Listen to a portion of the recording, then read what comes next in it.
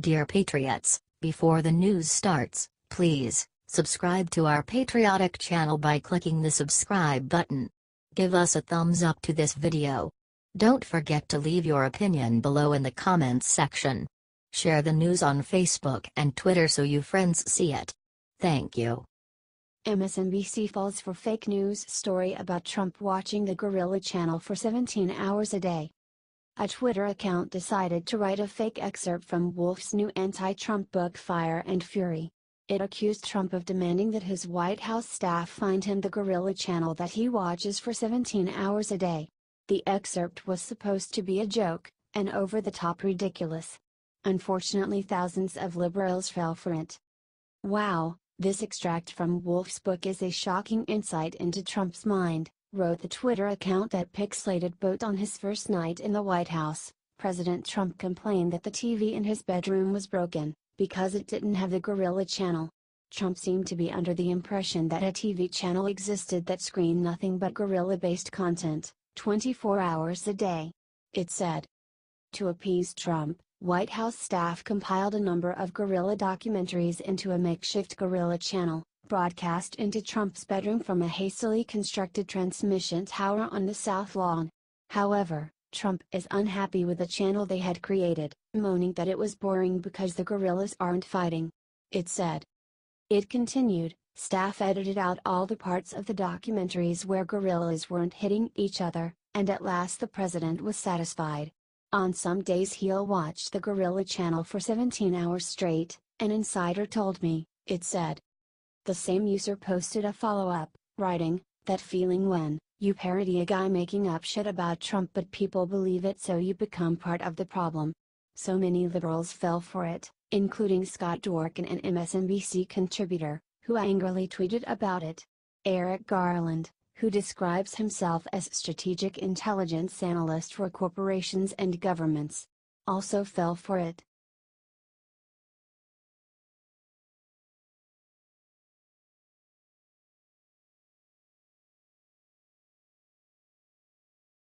Meghan McCain crushes View hosts for saying Trump can't be president because his father had Alzheimer's.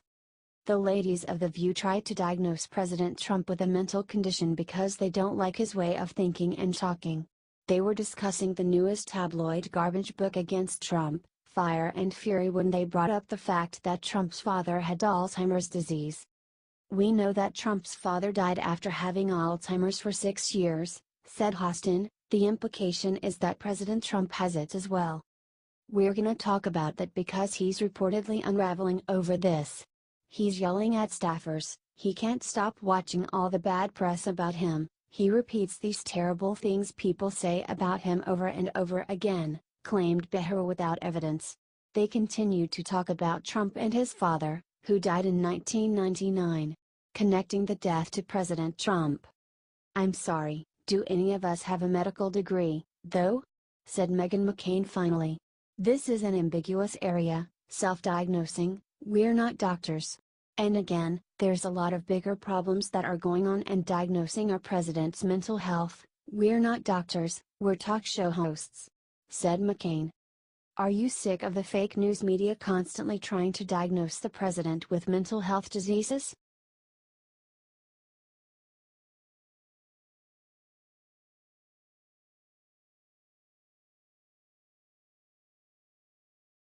Watch ESPN say giving a thumbs up is a white supremacist symbol cause Trump always does it.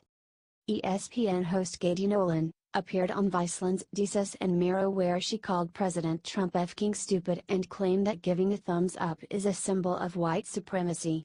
I just found what this means, she said, holding her thumbs and index finger together to make the OK symbol. I've been using that to mean OK for so long. I'm like, FCK. What? She said about the OK symbol. You came on this show to let people know you're down with the alt-right people? Asked co-host Desus Nice asked. No. Is this banned? Asked giving a thumbs up. This is bad, and the OK, they're both for white power, said the host. F***ing hell, she said. Thumbs up is white power now? Holy S, said the other co-host. We should tell liberals that breathing is a sign of white supremacy. Maybe that will help. This, we obviously know, is a white supremacist symbol, 'cause Trump always does this," said a host. "That's because he's a effing stupid person," said Nolan about President Trump. Many people complained to ESPN about her comments. "We have looked into the totality of Nolan's comments, they were inappropriate and we have addressed it with her," said an ESPN representative.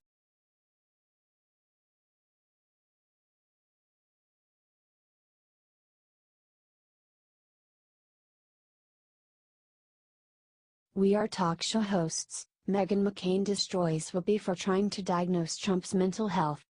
One of the most absurd development in liberals and establishment conservatives' non-stop smear campaign against Republican President Donald Trump is how they are now trying to delegitimize the successful former businessman by claiming that he has mental problems.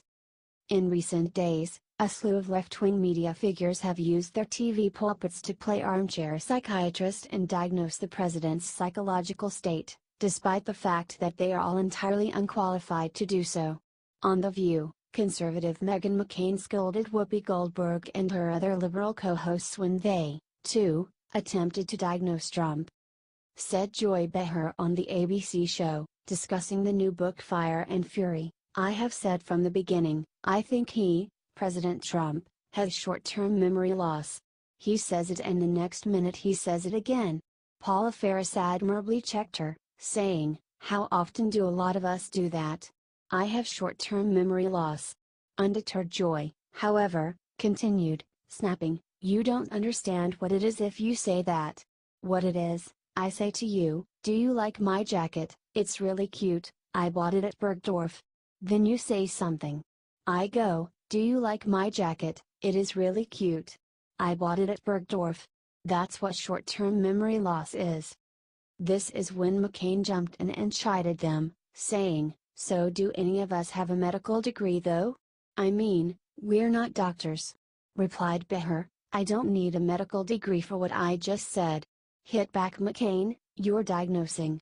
This is another ethically ambiguous area, self-diagnosing. We're not doctors. And again, there's a lot of bigger problems than proverbial proof about things that are going on. And diagnosing our president's mental health." Lied Behar, "We're not diagnosing." Answered Meghan, "We're not doctors. We are talk show hosts." Chimed in Sunny Hostin, "If this is true, I don't think it's a stretch when you know the facts that his father had Alzheimer's for 6 years and then died. And that's one of the problems that we have in terms of the review of our presidents. The president is not mandated to have a medical exam." A boxed-in Behar then quickly cut to commercial. Are you glad McCain silenced her nasty co-hosts?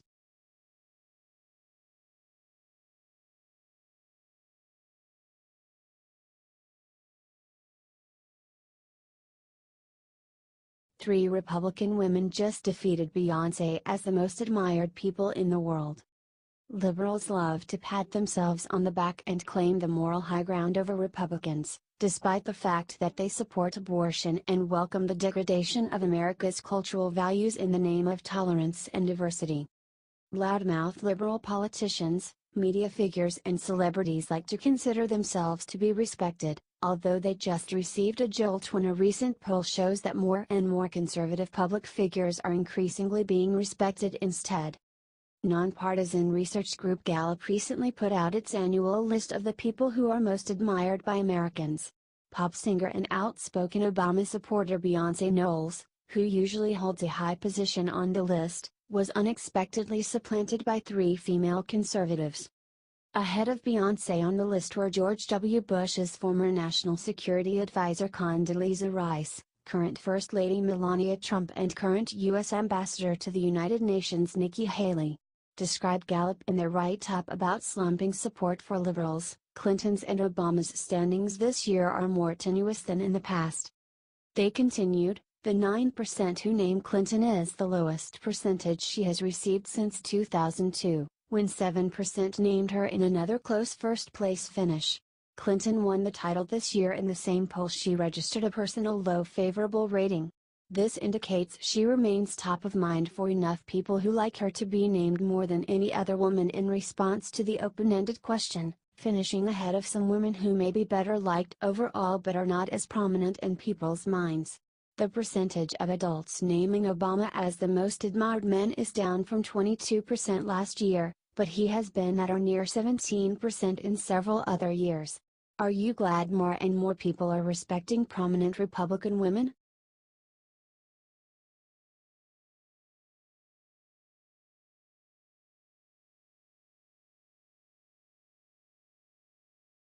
CNN tries to get President Trump kicked off Twitter, it backfires miserably. CNN's Brian Stelter attempted to get President Trump kicked off of Twitter for good after the president's infamous tweet about Kim Jong-un and the nuclear button. North Korean leader Kim Jong-un just stated that the nuclear button is on his desk at all times. Will someone from his depleted and food-starved regime please inform him that I too have a nuclear button, but it is a much bigger and more powerful one than his, and my button works, tweeted President Trump. Brian Stelter believes this broke Twitter's rules and reported it.